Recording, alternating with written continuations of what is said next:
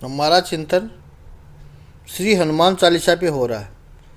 राम दूत में मात जानकी।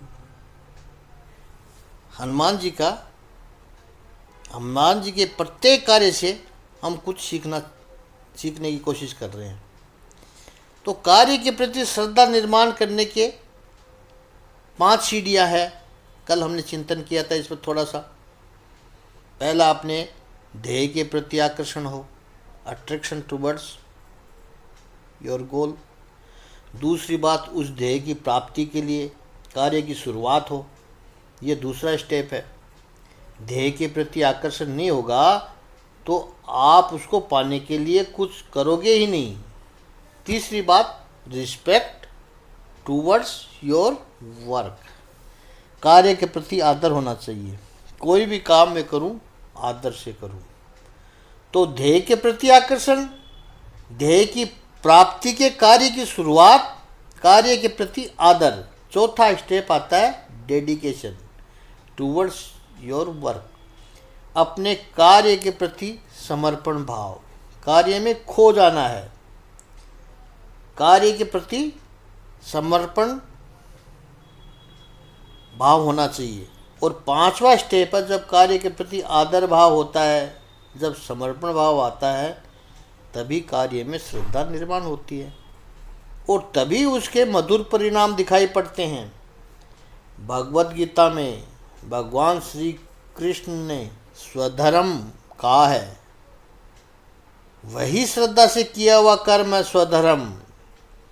कर्म यदि स्वधर्म बनेगा तो ही वो श्रद्धा से हो सकेगा और तभी उसमें आनंद की उपलब्धि होगी। अब आप जो कर रहे हो वो स्वधर्म है कि नहीं, या आप श्रद्धा से कर रहे हो कि नहीं, इसकी परीक्षा कैसे करें। छोटा सा एक प्रश्न महापुरुष पूछ रहे हैं, उत्तर अपने आप को ही देना है, किसी और को नहीं देना। समय की आपके पास कोई पाबंदी न हो। महापुरुष कह रहे हैं कि अगर समय की आपके पास कोई पाबंदी न हो और पैसे कमाने की जिम्मेदारी न हो, कंपल्सन न हो, तो भी आप वही करोगे जो अभी कर रहे हो। जो आप इस वक्त कर्म कर रहे हो यही करेंगे। ऐसा कहने वाले अपने स्वधर्म में है। कोई कहेगा हाँ वही करेंगे, तो वो व्यक्ति अपने स्वधर्म में है, वो अपना स्वधर्म निभा रहे हैं। बाकी सब लोग तो यही कहेंगे कि छोटा सा प्रॉब्लम चल रहा है, वो नहीं हो तो हम ऐसा करेंगे ही नहीं, हमको तो कुछ और ही करना था, ये तो थोड़ी फाइनेंशियल रिस्पॉन्सिबिलिटी है, घर चलाना है, ये करना है, थोड़े पैसे इकट्ठे कर लूँ फिर देखो मैं कहाँ जाता हूँ। ये लोग स्वधर्म में नहीं है। और अभी यदि स्वधर्म में नहीं है, वो सोचते हैं कि इतना कुछ करने के बाद फिर वो जाकर करेंगे कुछ, वो ऐसा कभी भी नहीं कर पाएंगे।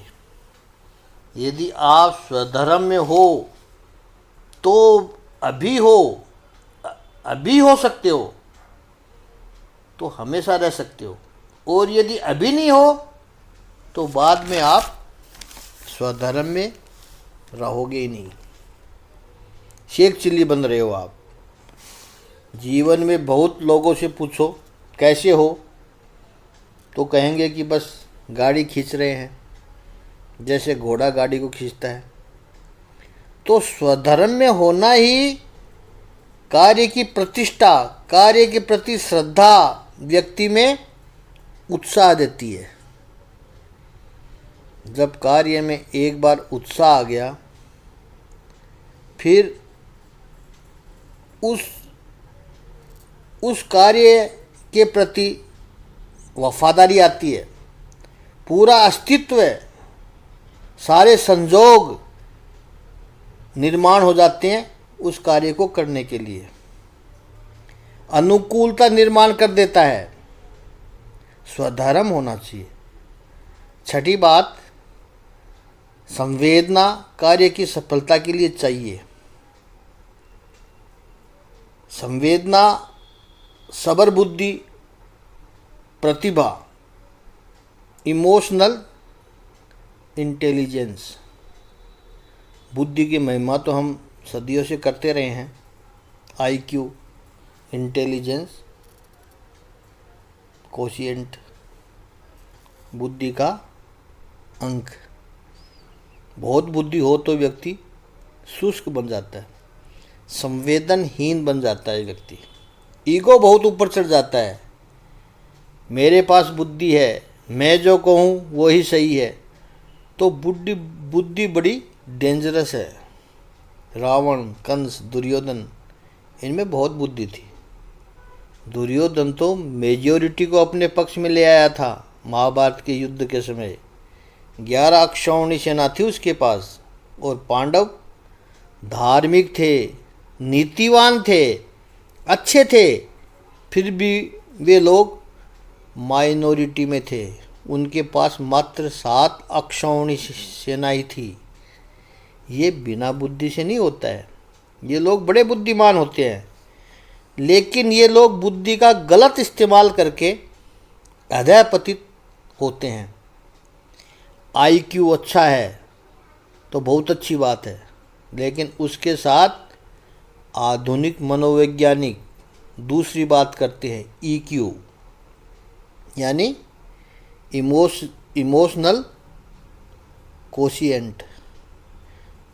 कुछ वर्षों में लोगों ने कहना शुरू किया कि ईक्यू होना चाहिए। पहले नहीं कहते थे। आईक्यू नॉट सफिशिएंट, उसमें संवेदना भी होनी चाहिए। 2500 वर्ष पहले ग्रीक परंपरा में प्लेटो ने कह दिया था कि all learning has emotional base. All learning has a emotional base. पूरी जो शिक्षा प्रणाली है उसके बेस में इमोशन होने चाहिए। इसीलिए आप हमेशा देखना, नींव में जो इमोशन होना चाहिए, नींव यानी नर्सरी में जो बालक पढ़ाई की शुरुआत करता है पढ़ाई की, तो हमेशा नर्सरी की टीचर कोई लेडी होती है। मैंने अभी तक किसी भी नर्सरी स्कूल में टीचर लड़का नहीं देखा है, शायद आपने भी नहीं देखा होगा। फिर आगे पढ़ाई करो, प्राइमरी में, सेकेंडरी, कॉलेज में, उसमें मेन प्रोफेसर आएंगे, लेकिन जो नर्सरी है, शुरुआत करता है बच्चा, बालक, केजी, नर्सरी, वहाँ तो टीचर का अर्थ है लेडी ही होगी। क्यों? कभी नहीं सोचा इसके बारे में? हो सकता है, लेकिन वो जचेगा ही नहीं। लड़का भी हो सकता है, लेकिन वो जचेगा नहीं। एजुकेशन का जो बेस है वो इमोशनल होना चाहिए। और एक लेडी वहाँ पर एक बड़ी बहन बनकर या फिर माँ के रूप में छोटे बच्चे को संस्कार दे सकती है, शुरुआत कर सकती है एजुकेशन की। All learning has a emotional base, Plato ने कहा है। पीटर स्लो भी और जॉन मेयर पिछले 25 सालों से संवेदना, सबर बुद्धि के क्षेत्र में रिसर्च कर रहे हैं। दोनों अमेरिकन साइकोलॉजिस्ट है। मैनेजमेंट की बात करें तो कई बार हम देखते हैं पूरे संसार में आधिपत्य करने वाली, अधिकार जमाने वाली कंपनी इतने बड़े फाइनेंशियल क्राइसिस में कैसे आ जाती है अचानक कि उसको शटर डाउन कर देना पड़ा।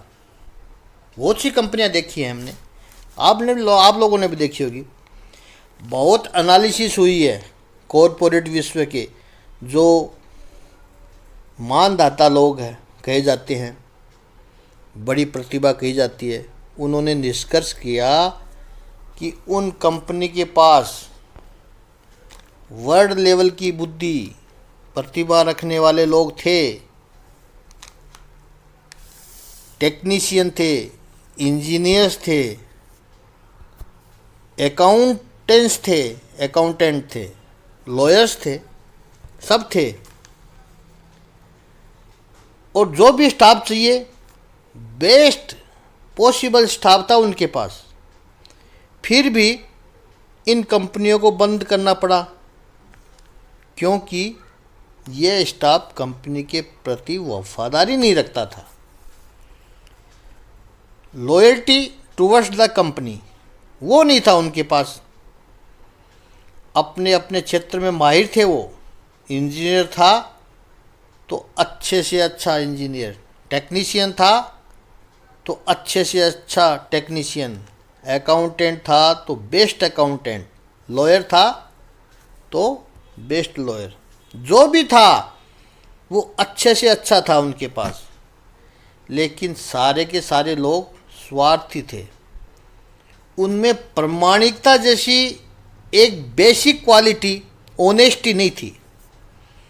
इसलिए वो अपने स्वार्थ को महत्व देते थे, कंपनी को बढ़ाने में महत्व नहीं देते थे। इसलिए सारे लोग कंपनी को ख़त्म करने वाली दिमक के समान हो गए, टर्माइट बन गए ये लोग।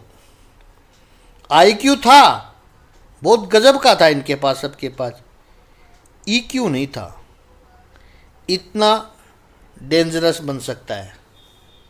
आप देखना, हम कभी कभी ये कहते हैं कि बहुत इंटेलिजेंट आदमी है, होगा, लेकिन उसके साथ उसका ईक्यू है। कॉरपोरेट क्षेत्र में एक कहावत है, बहुत है, लॉयर ने बहुत सुंदर बात कहा है किसी ने, कि जैसे कोई आईआईटी या आईटीएम है, ऐसे ये जो बड़ी बड़ी कंपनी के ऑर्गेनाइजेशंस है, वहाँ से हम जब रिक्रूट करने जाते हैं स्टाफ को, फाइनल सेमेस्टर से ही हम लोग यंग टैलेंट को उठाते हैं, वो कहते हैं। तो वहाँ इंटरव्यू में क्या देखते हैं? परसेंटेज यदि देखोगे तो सबके एक समान है। कोई 95% वाला है, कोई 96 वाला है, कोई 94 वाला है। अब 94, 95, 96 में बहुत बुद्धि का फ़र्क है, ऐसा मत समझना। They all the same level. ये तो ऐसा ही हुआ कि एग्ज़ाम का पेपर लिखते समय 90% जिसको आया उसको थोड़े फेवरेट क्वेश्चंस आ गए, और 94 वाले को कोई दूसरी बात अच्छी आती थी, ये क्वेश्चन नहीं आता था, तो 1-2 मार्क्स कम आ गए। इसका अर्थ ये नहीं है कि 96 वाला बहुत होशियार है और 94 वाला कम है, ऐसा नहीं है। उनकी इंटेलेक्चुअल लेवल सेम है सबका, बुद्धि का लेवल सबका सेम है। जो ये 10 एप्लीकेशन आई है वो सब 90% से ऊपर वाले हैं। कैसे तय करेंगे? मैक्सिमम के आधार पर तय करोगे? नहीं। कई बार शिकायत होती है कि मेरा तो 95% था, लेकिन 93% वाले का चयन हो गया, मेरा नहीं हुआ। पार्शियलिटी हुई है। पार्शियलिटी नहीं हुई है। वो लोग क्या देखते हैं? वो आईक्यू के साथ ईक्यू भी देखते हैं। यह आदमी इमोशनली कैसा है, यह आदमी वफादारी से रहेगा कंपनी में। बुद्धि तो बहुत है उनके पास। अरे बुद्धि वाले तो बहुत लोग मिलते हैं। 40%, आज से 40 साल पहले चित्र कुछ अलग था। एक इंजीनियर ढूंढना होता तो तकलीफ पड़ती थी। एक एमबीए ढूंढना होता तो तकलीफ पड़ती थी। आज एमबीए के लिए एक आवाज़ लगाओ 50 आकर खड़े हो जाते हैं, यस सर। कैसे सेलेक्ट करोगे आप? तो आईक्यू नहीं देखते हैं। आईक्यू की एक महत्ता है, लेकिन आईक्यू से विशिष्ट है ईक्यू। यह व्यक्ति भावनात्मक रूप से कैसा है, प्रामाणिकता है इसके अंदर, वफादारी है इसके अंदर। कभी कभी बहुत स्मार्ट लोग अपने आप को काटते हैं। खुद को बहुत होशियार समझने वाले सोचते हैं मैं कुछ करूँगा इनको क्या पता चलेगा। सब पता चलता है। इमोशनल कोशिएंट नहीं होता है, प्रामाणिकता नहीं होती है, वो विकास नहीं कर सकता है। उसके साथ एक तीसरी बात है स्पिरिचुअल कोशिएंट, आध्यात्मिक शक्ति। इस पर हम कल चिंतन करेंगे। आज इतना ही।